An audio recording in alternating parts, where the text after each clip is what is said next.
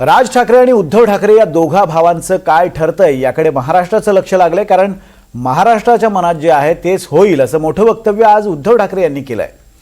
इतकंच नाही तर दोघांनी एकमेकांना फोन सुद्धा केला असेल असं सांगत ठाकरे गटाच्या नेत्यांनी याबद्दलचा सस्पेन्स आणखीनच वाढवलाय। दोघांचा एकमेकांना फोन झालाय, लवकरच बातमी देऊ असं उद्धव ठाकरे म्हणतायत। मग राज ठाकरे आणि उद्धव ठाकरे एकत्र येण्याबद्दलचं घोडं नेमकं अडलंय कुठे आपण पाहूया। जे महाराष्ट्राच्या जनतेच्या मनात आहे ते होईल, जे महाराष्ट्राच्या जनतेच्या मनात आहे ते होईल।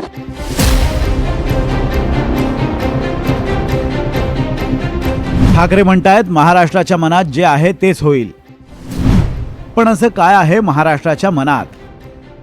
महाराष्ट्रातले दोन भाऊ अधूनमधून म्हणतात एकत्र येऊ, आणि याच भोवती सध्या महाराष्ट्राचं राजकारण फिरू लागलंय।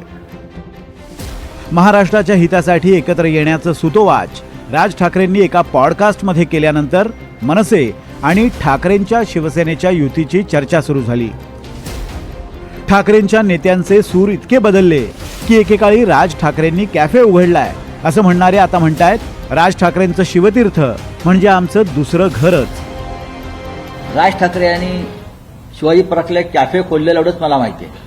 तिथे लोक चहा पाण्याला येत असतात सातत्यानं, आणि तो सगळ्यांसाठी खुला आहे आणि चांगली गोष्ट आहे। राजकारणामध्ये असं चहापान होत असतं आणि एक चांगला कॅफे असेल तर लोक जात येत राहतात। लोकांनी छान नजारा समोर पाहायला मिळतो, बसायला जागा मिळते उत्तम। त्याची विधानही फार गोड आहे। त्याच्या मनामध्ये जी भावना आहे त्या भावनेचं मी त्याचा काका म्हणून स्वागत करतो, आणि फार छान ते त्यांची हल्ली विधानं फार चांगली आहेत। आदित्यचं भूमिका फार उत्तम आहे।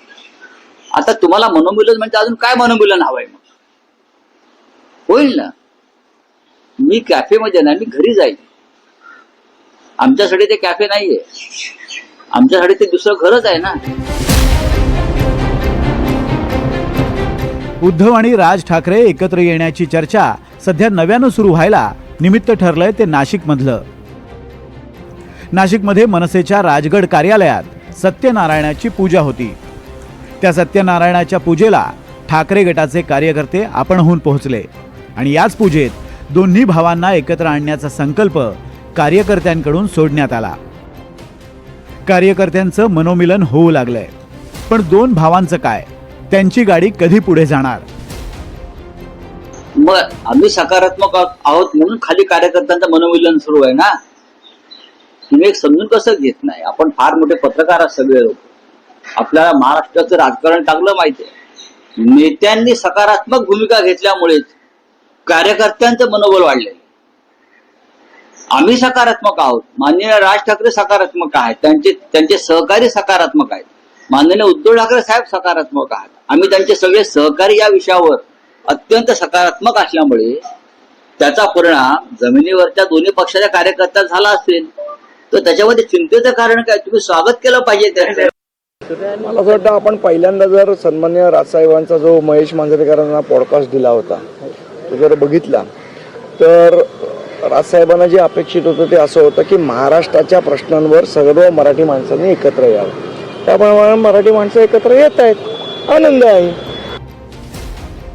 उद्धव ठाकरे म्हणतील ते धोरण आणि बांधतील ते तोरण असं म्हणत शिवसेनेचे कार्यकर्ते या मनोमिलनासाठी तयार आहेत। तर दुसरीकडे राजाज्ञा काय होते याकडे मनसेच्या कार्यकर्त्यांचं लक्ष आहे। पण मग अडलंय कुठे? तर अडलंय दोन भाऊ एकमेकांशी बोललेत का किंवा बोलणार आहेत का या मुद्द्यावर।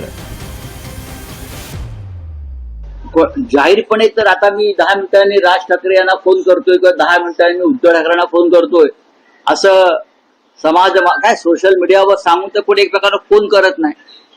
काय सांगावं? फोन झाले सुद्धा असतील। 2014ची विधानसभा निवडणूक आणि 2017ची महापालिका निवडणूक, दोन्ही निवडणुकांसाठी शिवसेना आणि मनसेमध्ये युतीची चर्चा सुरू झाली होती। मात्र चर्चा फिसकटली आणि टाळी काही वाजलीच नाही। त्यामुळे मनसे म्हणतंय आम्ही आता ताकही फुंकून पितोय। आमची भूमिका स्पष्ट आहे। ज्या दिवशी सन्माननीय राजसाहेबांकडे हा प्रस्ताव येईल त्या दिवशी ते त्याच्यावर निर्णय घेतील। आमच्याकडे जोपर्यंत ठोस पर्यायी कुठला प्रस्ताव येत नाही तोपर्यंत त्याच्यावर आम्हाला उत्तर देता येणार नाही आणि त्याच्यावर जो काही निर्णय घ्यायचा तो राजसाहेब घेतील. ठाकरेंकडून पहिला प्रस्ताव यावा अशी. हे बघा असं आहे, 2014 आणि 2017 आमची जीप फोडलेली आहे, त्यामुळे आम्ही ताकसुद्धा फुंकून पिणार आहोत. ठाकरेंच्या शिवसेनेचं आणि मनसेमध्ये सध्या काय झालंय तर दोघांमध्ये पहिले आप असा खेळ सुरू आहे. म्हणजे प्रस्ताव कोण पाठवणार किंवा निरोप कोण धाडणार याची दोन्हीकडून प्रतीक्षा आहे. कारण एकत्र येणार या संदर्भात कोण बोलतंय मला सांगा. रोज सकाळी 9 वाजता भोंगा कोण वाजवतंय? आम्ही वाजवतोय का ते वाजवतंय? जे भोंगा वाजवतात त्यांनी प्रस्ताव तयार करावा. या संदर्भातला नक्की प्रस्ताव राजसाहेबांचा काय आहे, हा खरा प्रस्ताव राजसाहेबांनी मांडला पाहिजे. आणि तो मांडत असताना मी तेव्हाही तेच सांगितलं होतं, आताही तेच सांगतो की हे दोन बंधू हे शेवटच्या टप्प्यात एकत्र आले पाहिजेत.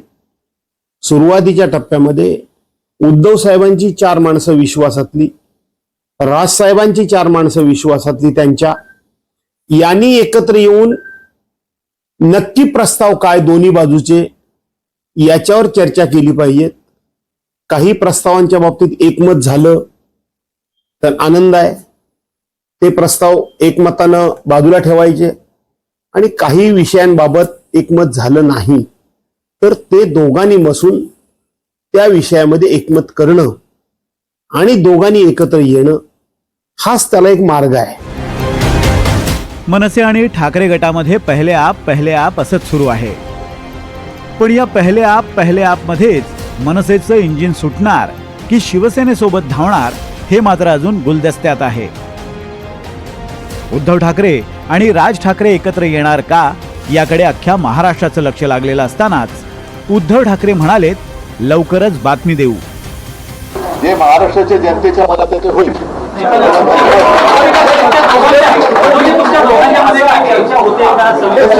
मी तुम्हाला एका वाक्यात सांगितलेलं आहे, त्याच्याबद्दल बाकीचे जे काही बारकावे आहेत ते आम्ही बघतोय.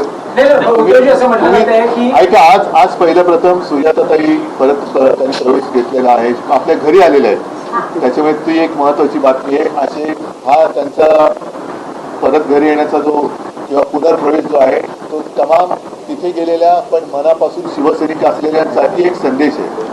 उद्धवजी, एक संदेश असा तुम्ही देऊ शकता का जे म्हटलं जाते की या सगळ्या प्रकारात संदेश कशाला, मी बातमीच देईन ना तुम्हाला. अर्थात महाराष्ट्र या बातमीची वाटच पाहतोय, कारण या बातमीनंतर अख्ख्या महाराष्ट्राच्या राजकारणाची दिशाच बदलून जाणार आहे. Bureau report, NDTV Marathi, Mumbai.